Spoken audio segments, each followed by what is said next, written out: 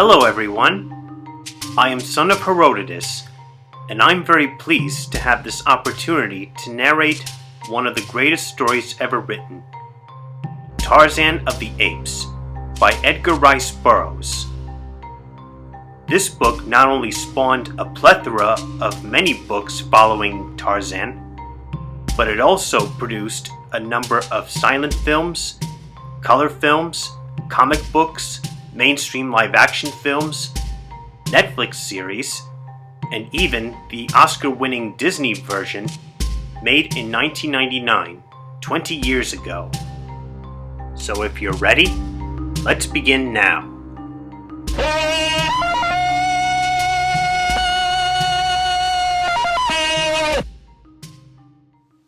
Chapter 1. Out to Sea. I had this story from one who had no business to tell it to me, or to any other. I may credit the seductive influence of an old vintage upon the narrator for the beginning of it, and my own skeptical incredulity during the days that followed for the balance of the strange tale.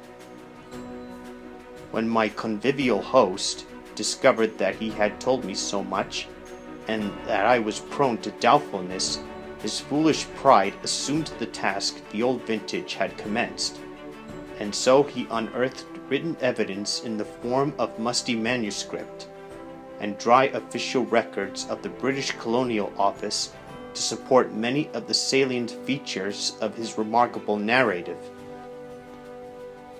I do not say this story is true, for I did not witness the happenings which it portrays, but the fact that in the telling of it to you, I have taken fictional names for the principal characters quite sufficiently evidences the sincerity of my own belief that it may be true. The yellow mildewed pages of the diary of a man long dead and the records of the Colonial Office dovetail perfectly with the narrative of the convivial host, and so I give you the story as I painstakingly pieced it out of the several various agencies. If you do not find it credible, you will at least be as one with me in acknowledging that it is unique, remarkable, and interesting.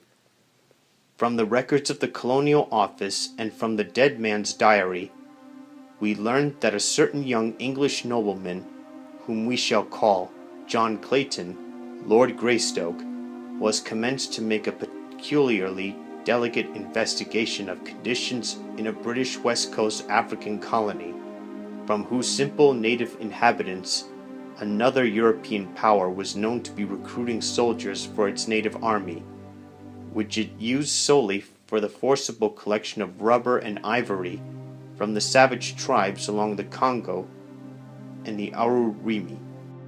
The natives of this British colony complained that many of their young men were enticed away through the medium of fair and glowing promises, but that few, if any, ever returned to their families. The Englishmen in Africa went even further, saying that these poor blacks were held in virtual slavery, since after their terms of enlistment expired, their ignorance was imposed on by their white officers, and they were told that they had yet several years to serve. And so the Colonial Office appointed John Clayton to a new post in British West Africa, but his confidential instructions centered on a thorough investigation of the unfair treatment of black British subjects by the officers of a friendly European power. Why he was sent, however, of little moment to the story, for he never made an investigation, nor in fact did he ever reach the destination. Clayton was the type of Englishman that one likes best to associate with the noblest monuments of historical achievement upon 1,000 victorious battlefields. A strong, virile man, mentally, morally, and physically. In stature he was above the average height. His eyes were gray, his features regular and strong, his carriage that of perfect, robust health, influenced by his years of army training. Political ambition had caused him to seek transference from the army to the Colonial Office, and so we find him, still young, entrusted with a delicate and important commission in the service of the Queen. When he received this appointment, he was both elated and appalled. The preferment seemed to him in the nature of a well-merited reward for painstaking and intelligent service, and as a stepping stone of posts of greater importance and responsibility.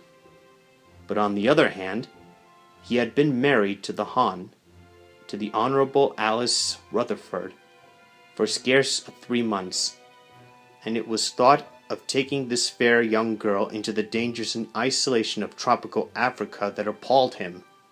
For her sake, he would have refused the appointment, but she would not have it so. Instead, she insisted that he accept, and indeed take her with him. There were mothers and brothers and sisters, and aunts and cousins to express various opinions on the subject, but as to what they severally advised, history is silent. We know only that on a bright May morning in 1888, John, Lord Greystoke, and Lady Alice sailed from Dover on their way to Africa. A month later, they arrived at Freetown, where they chartered a small sailing vessel, the fraught, which was to bear them to their final destination. And here, John, Lord Greystoke, and Lady Alice, his wife, vanished from the eyes and from the knowledge of men.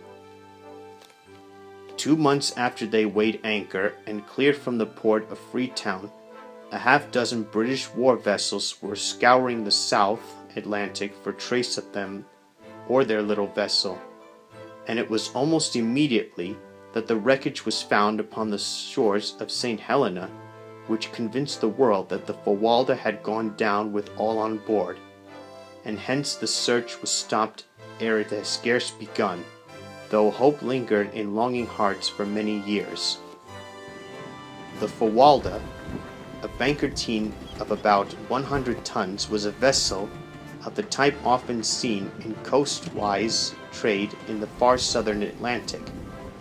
Their crews, composed of offscourings of the sea, unhanged murderers, and cutthroats of every race and every nation.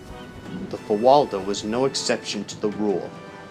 Her officers were swarthy bullies, hating and hated by their crew.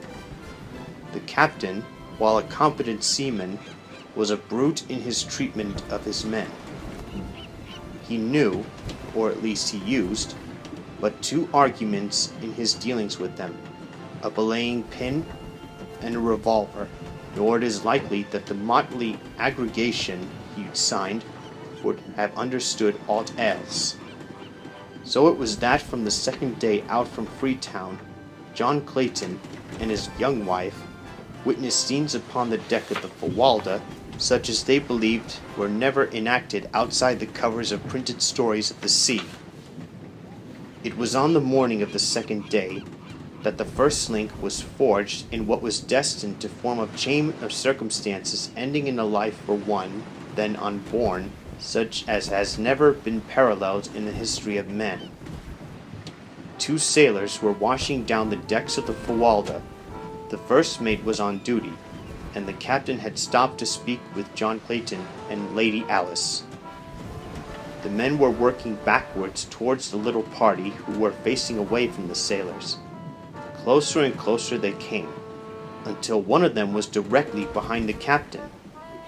In another moment he would have passed by, and this strange narrative would have never been recorded. But just that instant the officer turned to leave Lord and Lady Greystoke, and as he did so, tripped against the sailor, and sprawled headlong upon the deck, overturning the water pail so that he was drenched in its dirty contents. For an instant the scene was ludicrous, but only for an instant.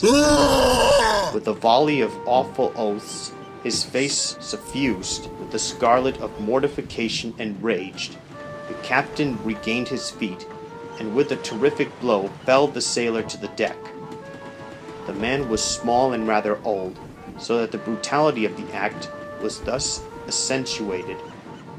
The other seamen, however, was neither old nor small, a huge bear of a man with fierce black mustachios and a great bull neck set between massive shoulders.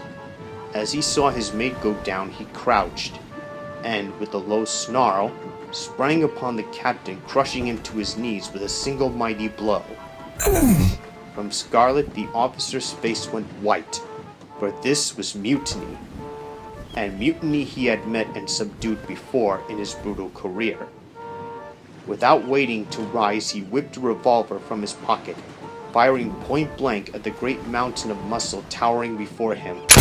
But quick as he was, John Clayton was almost as quick, so that the bullet which was intended for the sailor's heart lodged into the sailor's leg instead, for Lord Greystoke had struck down the captain's arm as he had seen the weapon flash in the sun.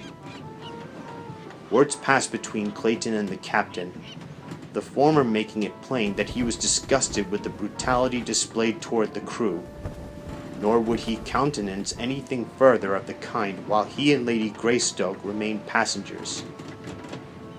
The captain was on the point of making an angry reply, but thinking better of it, turned on his heel, and black and scowling, strode aft.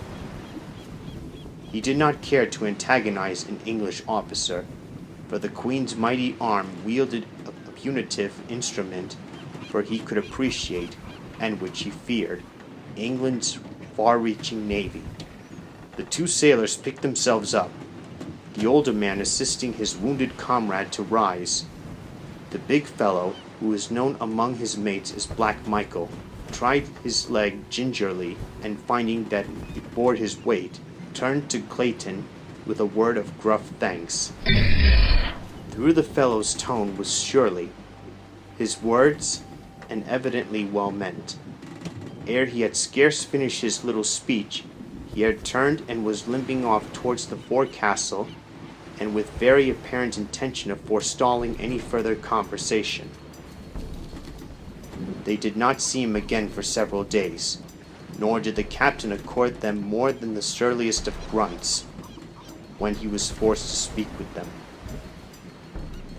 They took their meals in his cabin, as they had before this unfortunate occurrence, but the captain was careful to see that his duties never permitted him to eat at the same time. The other officers were coarse, illiterate fellows, but little above the villainous crew they bullied, and were only too glad to avoid social interaction with the polished English noble and his lady, so that the Claytons were left very much to themselves. This in itself accorded perfectly with their desires, but it also rather isolated them from the life of the little ship, so that they were unable to keep in touch with the daily happenings which were to culminate so soon in bloody tragedy. There was in the whole atmosphere of the craft that undefinable something which presages disaster. Outwardly, to the knowledge of the Claytons, all went on as before upon this little vessel, but there was an undertow leading them towards some unknown danger, both felt, though they did not speak of it to each other.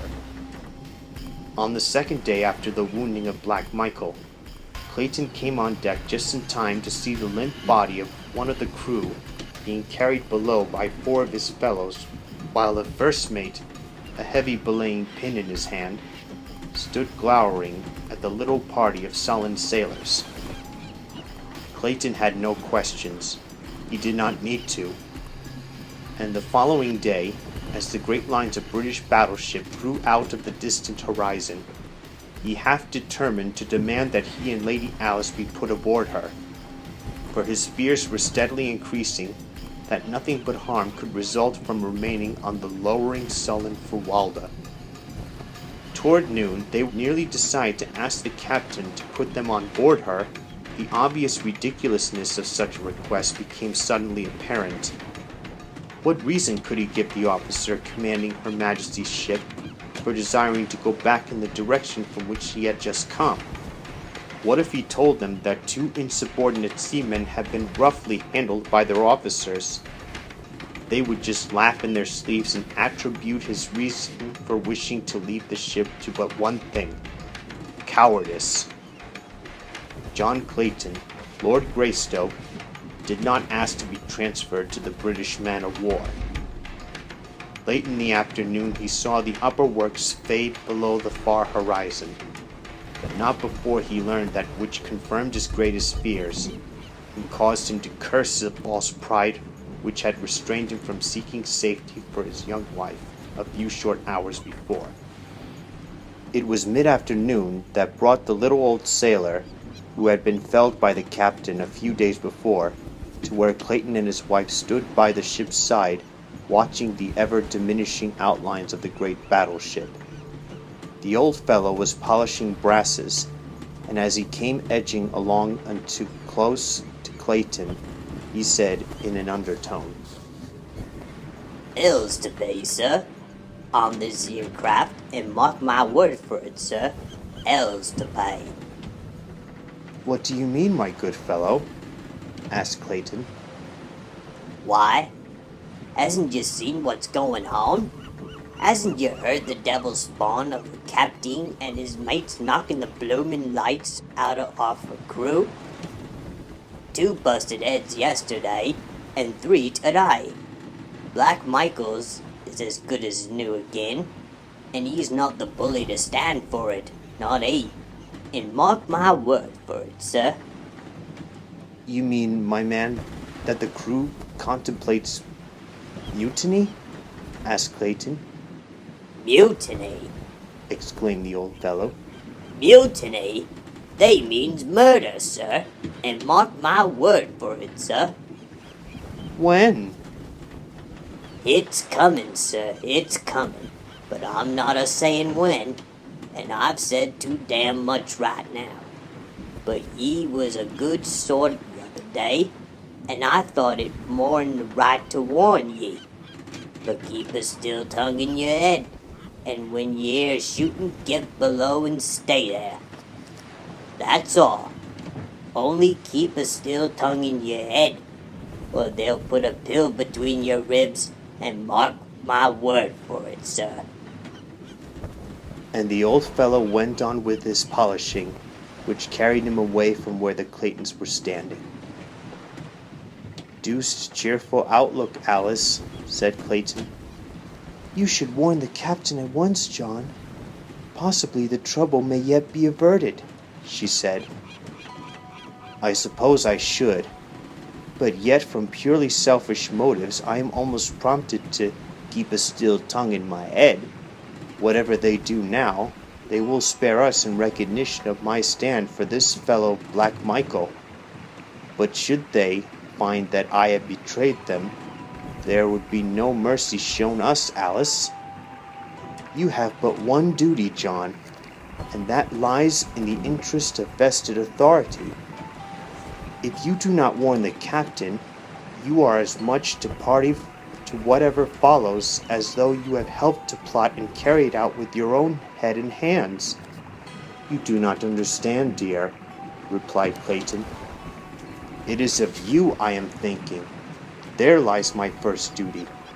The captain has brought this condition upon himself, so why then should I risk subjecting my wife to unthinkable horrors in a probable futile attempt to save him from his own brutal folly? You have no conception, dear, of what would follow were this pack of cutthroats to gain control of the Fawalda. Duty is duty, John, and no amount of sophrostis may change it. I would be a poor wife for an English lord were I to be responsible for shirking a plain duty. I realize the danger which must follow, but I can face it with you." "Have it as you will then, Alice," he said, smiling. "Maybe we are borrowing trouble. While I do not like the look of things on board this ship, they may not be so bad after all, for it is possible that the ancient mariner was but voicing the desires of his wicked old heart, rather than speaking of real facts. Mutiny on the high sea may have been common 100 years ago, but in this good year 1888, it is the least likely of happenings. But there goes the captain to his cabin now. If I'm going to warn him, I might as well get the beastly job over, for I have little stomach to talk with the brute at all." So saying, he strolled carelessly in the direction of the companionway through which the captain had passed, and a moment later was knocking at the door. "Come in," growled the deep tones of that surly officer. And when Clayton had entered and closed the door behind him, "Well?" "I have come to report the gist of a conversation I heard today, because I feel that, while there may be nothing to it, the men contemplate mutiny and murder." "It's a lie!" roared the captain. "And if you have been interfering again with the discipline of this ship, or meddling in affairs that don't concern you, you can take the consequences and be damned. I don't care whether you are an English lord or not. I'm captain of this here ship, and from now on, you keep your meddling nose out of my business." The captain had worked himself up to such a tizzy of rage that he was fairly purple of face, and he shrieked the last word at the top of his voice, emphasizing his remarks by the loud thumping of the table with one huge fist and shaking the other in Clayton's face. Greystoke never turned a hair, but stood eyeing the excited man with level gaze. "Captain Billings," he drawled finally, "if you will pardon my candor, I might remark that you are something of an ass." Whereupon he turned and left the captain with the same indifferent ease that was habitual with him, and which was more surely calculated to raise the ire of a man of Billings' class than a torrent of invective. So whereas the captain might easily have been brought to regret his hasty speech, had Clayton attempted to conciliate him, his temper was now irrevocably set in the mold in which Clayton had left it, and the last chance of their working together for the common good was gone. "Well, Alice," said Clayton, as he rejoined his wife, "I might as well saved my breath. The fellow proved most ungrateful, fairly jumped at me like a mad dog. He and his blasted old ship may hang for aught I care, and until we are safely off the thing, I shall spend my energies in looking after our own welfare. And I rather fancy the first step to that end should be to go to our cabin and look over my revolvers. I am sorry now that we packed the larger guns and the ammunition with the stuff below."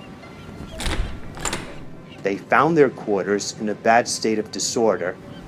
Clothing from their open boxes and bags strewed the little apartment, and even their beds had been torn to pieces. "Evidently, someone was more anxious about our belongings than we," said Clayton. "Let's have a look around, Alice, and see what's missing." A thorough search revealed the fact that nothing had been taken but Clayton's 2 revolvers and a small supply of ammunition he had saved out for them. "Those were the very things I most wished they had left us," said Clayton. "And the fact that they wished for them and them alone is most sinister." "What are we to do, John?" asked his wife. "Perhaps you were right that our best chance lies in maintaining a neutral position." "If the officers were able to prevent mutiny, we have nothing to fear. While if the mutineers are victorious, our one slim hope lies in not having attempted to thwart or antagonize them. Right you are, Alice. We will keep in the middle of the road." As they started to straighten up the cabin, Clayton and his wife simultaneously noticed the corner of a piece of paper protruding from beneath the door of their quarters. As Clayton stooped to reach for it, he was amazed to see it move further into the room, and then he realized that it was being pushed inward by someone from without. Quickly and silently, he stepped toward the door, but as he reached for the knob to throw it open, his wife's hand fell upon his wrist. "No, John," she whispered. "They do not wish to be seen, so we cannot afford to see them. Do not forget that we are keeping to the middle of the road." Clayton smiled and dropped his hand to his side. Thus they stood watching the little bit of white paper until it finally remained at rest upon the floor just inside the door. Then Clayton stooped and picked it up. It was a bit grimy, white paper, roughly folded into a ragged square.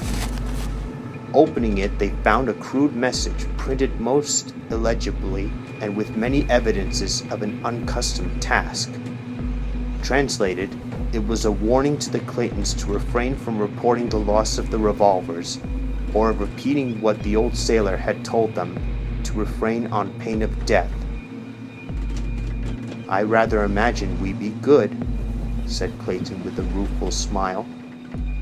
"About all we can do is to sit tight and wait for whatever may come."